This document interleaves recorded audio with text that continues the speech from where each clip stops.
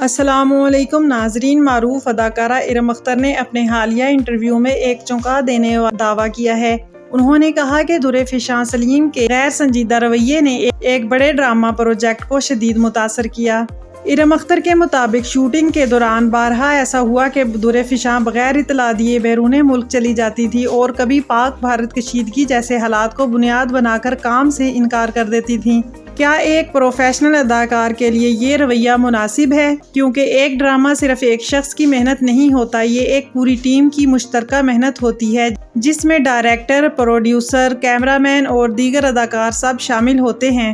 ان غیر متوقع فیصلوں کا سب سے بڑا نقصان پروڈکشن ٹیم کو اٹھانا پڑتا ہے۔ شیڈول بار بار تبدیل ہوتا ہے، منصوبہ بندی متاثر ہوتی ہے اور پروجیکٹ جو صرف 6 ماہ میں مکمل ہونا تھا وہ 1 سال تک کھنچ گیا۔ سوچیں کتنے لوگوں کا وقت، محنت اور وسائل اس تاخیر کی نذر ہو گئے ہوں گے۔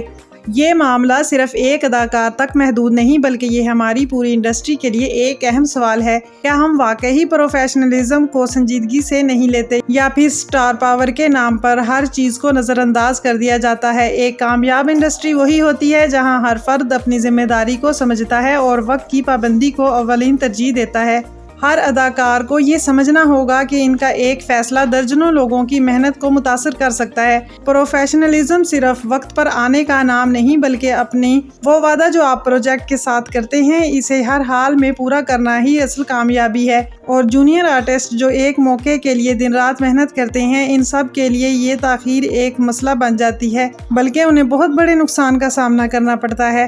ارم اختر کا یہ بیان ایک تنقید ضرور ہے لیکن اس کے پیچھے ایک بہت بڑی حقیقت چھپی ہوئی ہے۔ اگر ہماری انڈسٹری کو آگے بڑھنا ہے تو ہمیں پروفیشنلزم کو اپنانا ہوگا، کیونکہ ٹیلنٹ آپ کو موقع دیتا ہے لیکن ڈسپلن آپ کو کامیابی تک پہنچاتا ہے۔ آپ اس بارے میں کیا کہتے ہیں؟ اپنی قیمتی رائے کا اظہار کمنٹ سیکشن میں ضرور کیجیے۔